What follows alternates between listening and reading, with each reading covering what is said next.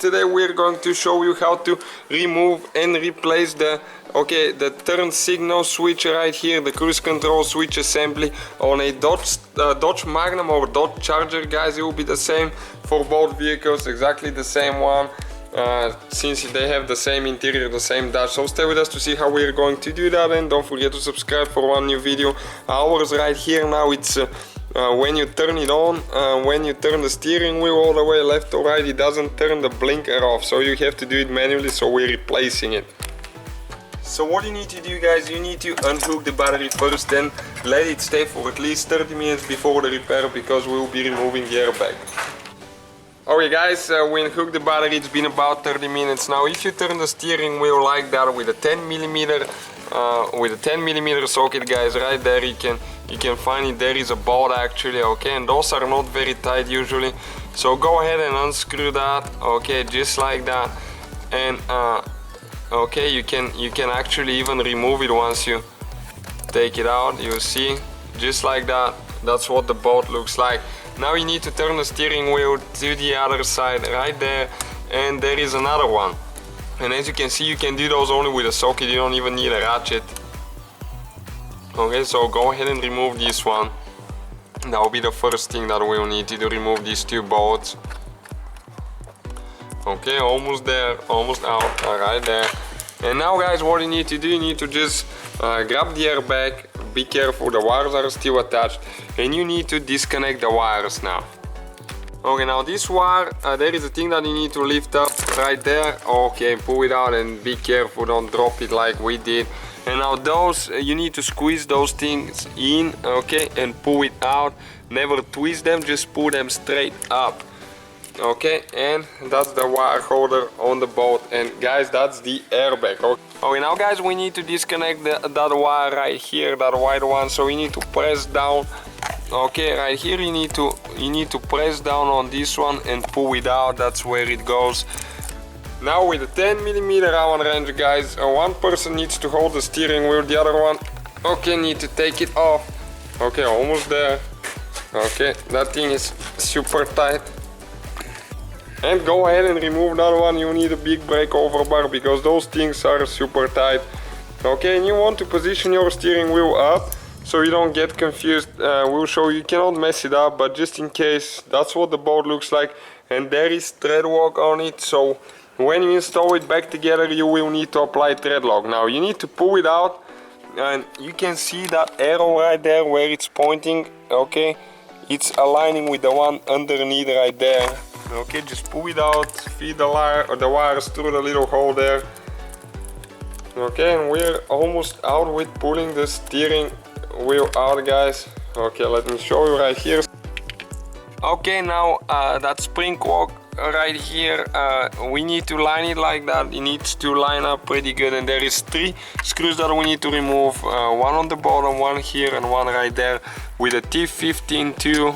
Okay, or maybe, yeah, T10, because T15 is too big. And just go ahead and remove these 3 screws all the way. Okay, those are pretty long, so it will take you some time. Alright guys, we got them loose, as you can see, pretty long, and just pull them out. And now that thing, guys, you have to be careful, but the only way to pull it out is you have to grab it with both hands, not just one, and just pull straight, don't twist. Okay, like that. And just pull it out of there now. Okay guys, and that's the spring cock right here. That one is messed up, as you can see, because as you can see the teeth are not holding anymore, and it cannot turn off the turn signal. So if you need to replace it, that's how we do it, guys. Okay guys, in order to remove and replace the switches right here, guys, there is one bolt that you access from right here, and you can actually see the bolt right there with a T27, I think it is. Just go ahead and loosen that one up, and we'll show you how to remove it now. It's pretty simple, you don't have to disassemble more than that, guys. When you know what you're doing, it's not complicated. Just extend the steering wheel so you can grab it now. Okay. Alright guys, and if you move it a little bit back and forward like that, it's pretty tight there, to be honest with you. Okay, so this one is quite stuck there. Okay guys, and now you can pull it out. Make sure that the bolt is loose all the way, otherwise you might not be able to pull it out. And we told you to pull straight, not twist, because that's where the wires are on the back. And as you can see, our thing is broken here for the turn signals.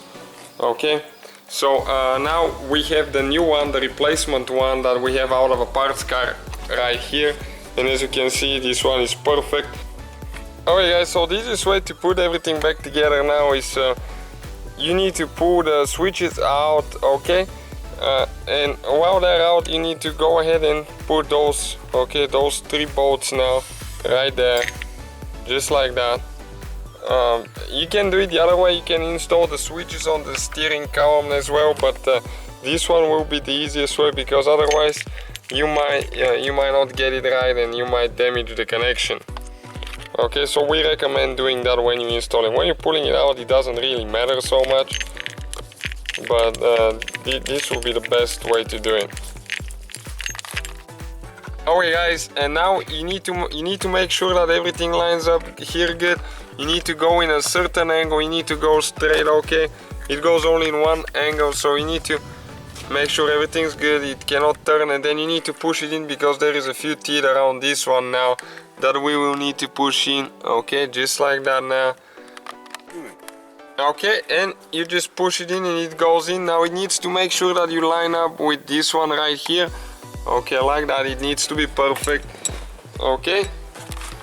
And now you need to get that bolt on the bottom tight all the way, okay. It's a little bit hard to see now, but just get it tight.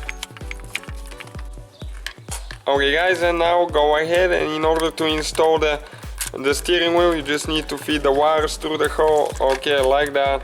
You need to make sure that you get all of them in, and they go through only this hole, okay, like that. Make sure they're out of there, and now you need to make sure that everything lines up on the back, because that one spins, so you need to center it. So you need to find that spot again, okay, which is right there, and you need to push in now, okay, like that. Okay, now on the bolt you need to use thread lock, okay, you need to use some because otherwise you're risking to get that bolt loose and get the steering wheel loose, which could be catastrophic. So you guys always use thread lock on components like that, and go ahead and get this one tight. Okay, now you need to, guys, grab it really hard, and you need to use that breakover bar and get that thing as tight as you can. Okay, just don't break the bolt inside of it. You can use a torque wrench if you need to. And now you need to connect the wire on the bottom, and just okay, and that's the airbag now. What you need to do, you need to put the wires now, okay, just like that. Push them in until they click. Okay, one more there, and you need to make sure that this is right there on the board where it's supposed to be, okay, like that. And you need to install the wire for the, I think this is for the horn right there, okay. And now it just goes there, and you need to install the 2 bolts with a 10mm socket on the back. And that's the whole procedure, guys. Thank you for watching. Don't forget to subscribe.